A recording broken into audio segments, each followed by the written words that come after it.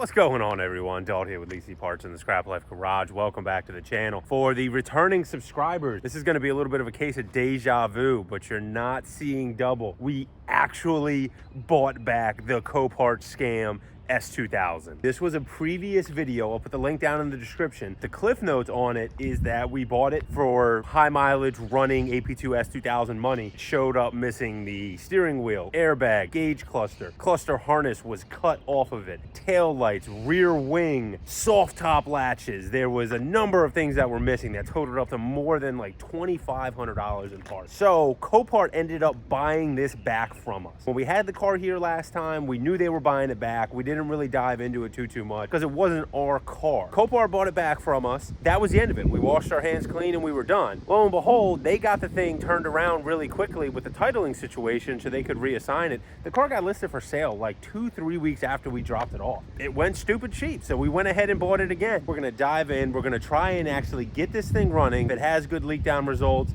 then we know that we have a good healthy motor. This thing stripped down, sell all the parts off of it like we wanted to do from the first place. First things first, we are drilling some holes in the floorboard because this thing has only collected more water.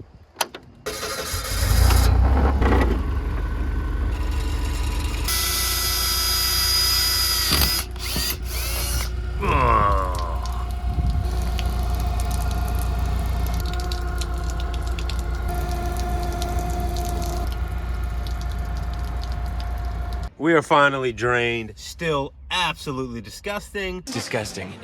I'm writing an article about it. Disgusting. Disgusting.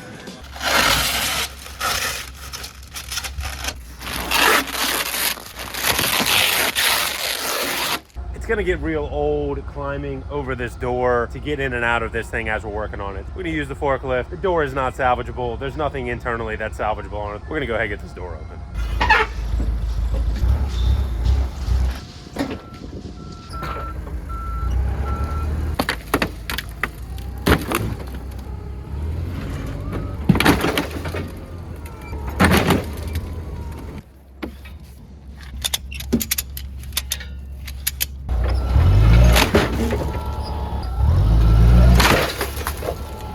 So now that we got the door open, we're gonna go ahead and start with some of the small little things. I wanna check fuses. I wanna just check electrical connections. We know that someone was into the area where the gauge cluster is, which is obviously where the push button start is. Just make sure that they didn't hack the wiring that goes to that clip in order to get the cluster out, you know, as they were just kind of cutting through stuff. So we're gonna start there. We're gonna see what we find.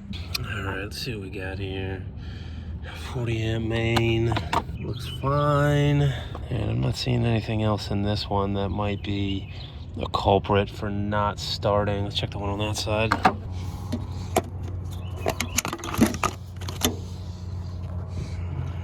Everything looks in order there.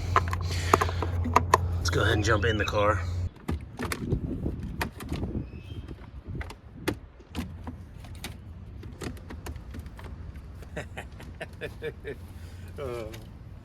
I need an S2000 expert to come help me evaluate this car real quick, please. So everything that I found online led me to believe you don't need the cluster to start this car. Between the people that have S2000s, people that are using this motor in other swaps, people that are using the gauge cluster in other swaps, they said that the cluster shouldn't have to be plugged in to start the car. And I think that I found what the problem is. Take a look at the harness behind where that start button is for me, right over here on this side. Do you see an issue with that? That might do it. I don't know. Yeah. I honestly don't. It might be the Bluetooth start button though. Yeah, okay. Well, maybe that's what it is. I didn't know that this car came equipped with that. Maybe the Bluetooth failed. Like we could plug this one in, see if that'll work. Well, let's go old school and just plug it back in. Yeah. I don't want to sit in this. I was gonna say, you want to do the honors? Or you want to film and I'll sit in it? But I'm like, I drained all the fluid on it. you drained the floor fluid. Yeah, the floor fluid. Why is the window?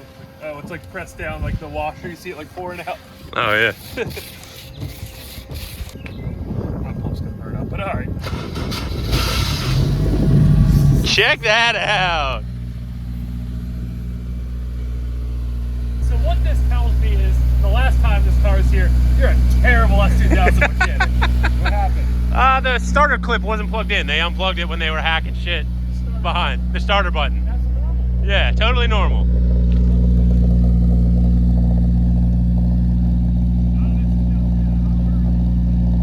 Look at them, they come running. They hear it start up and they come running. The start button was unplugged. Ugh. It spit a rock out.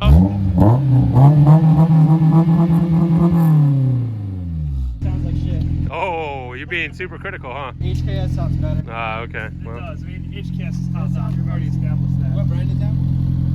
that's a good question. What brand is it? Is it a brand? I don't see anything on the tip. That sounds like your single overhead cam Civic.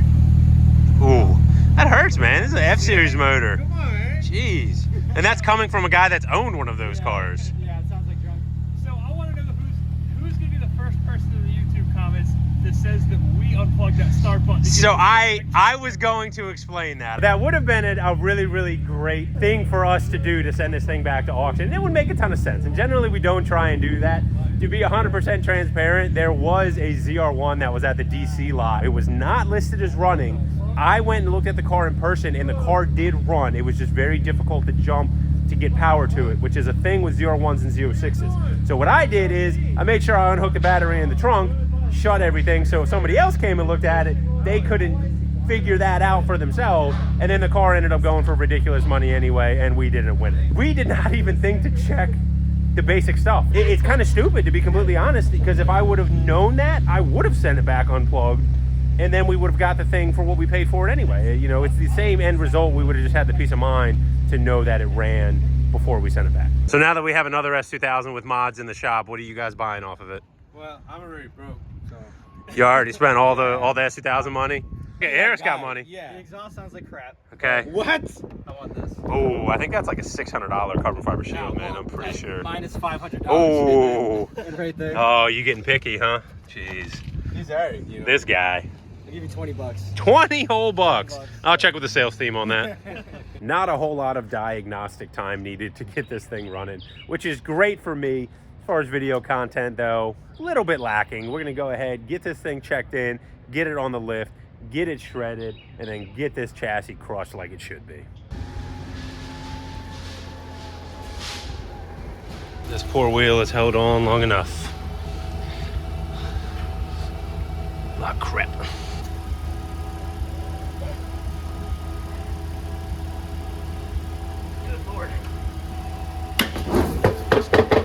I loosened it up for him. I cut it most of the way.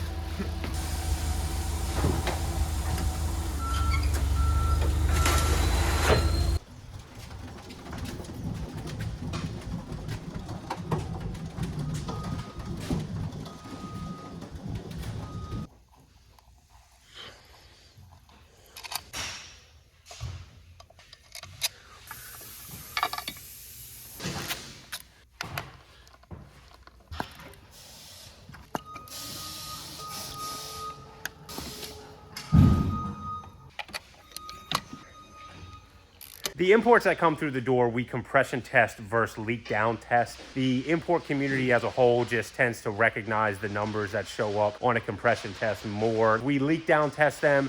Generally, we just get a lot of questions about what that actually means, where if we put up compression test numbers, most people that are looking at it recognize what those numbers are supposed to be, and it eliminates a lot of questions down the pipelines.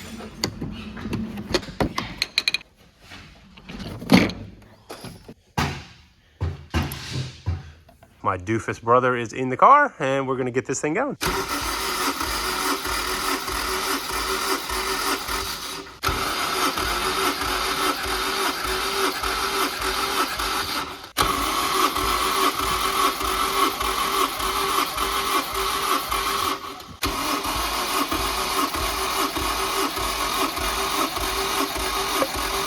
Solid compression numbers for an almost 190,000 mile Honda motor. We got to get it in the trunk, and for whatever reason, it is not popping, even with power hooked up to it. So what are the odds that this is actually the right...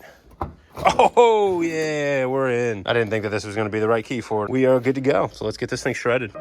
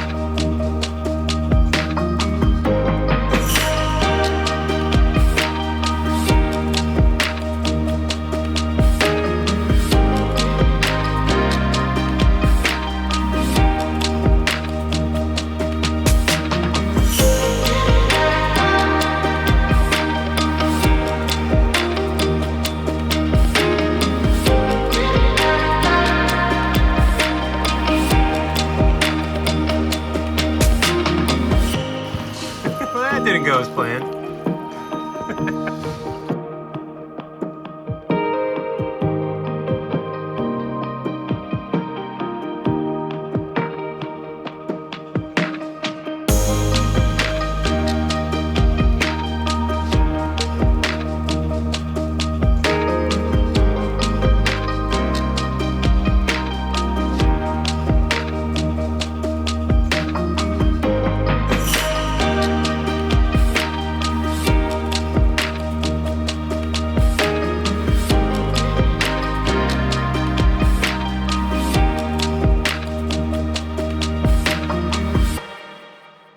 Something made a home in here at some point. I think that we are ready to drop both the front and rear, the motor and differential out of the S2000 here. I haven't worked on one of these in a while. I forgot some stuff up there in the convertible top area, so it was a little bit of a shit show getting everything out when I didn't have power to move the top. But we got that all situated, got the fuel tank opened up, so that way we're not leaking fuel all over the place. We'll see if we missed anything here in a minute.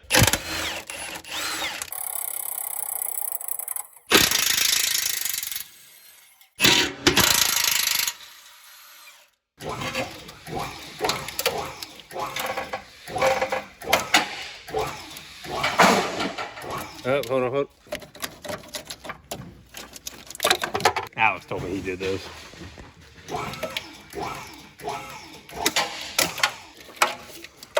Steering rack, that was an oversight. Good thing the wiring harness didn't need to be saved from this car.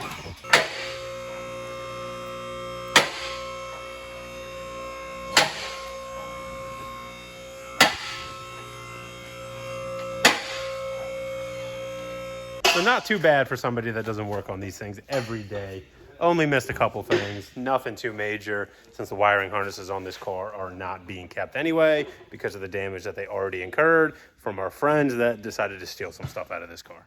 We have a couple more things to go ahead and take off of the S2000 here. This is the bulk of the work here and a good spot to go ahead and wrap this video up. The motor has already been compression tested, so we know that that's fine. We have gotten a good look at everything under the car, so there's really no more surprises. We are gonna go ahead, get the last few things taken care of first thing Monday morning. We were hustling trying to get this thing done here before the weekend. It is late in the day on Friday, and we got pretty darn close. Hopefully you all enjoyed seeing the culmination of the Copart scam S2000. This wasn't something that we really thought would happen when we first got the car here, the situation that happened with it in the first video, and then ultimately didn't really think that we would buy it back. We thought there was a chance. Funny how things work out sometimes. I'm very glad that we got it running. Even though this is a higher mileage, mostly stock car, it has tons of good parts between motor, trans, diff, some of the interior stuff. Even though it took along a lot of water, AP2 center consoles are always valuable. It had a nice aftermarket exhaust. I think we're going to do very, very good on this car, given that we were able to get the drivetrain running. With all that said, if you enjoyed the video, give us a thumbs up, share with some of your friends. We appreciate everybody that tunes into the videos and shows us support. As always, thank you, and we will see you in the next video.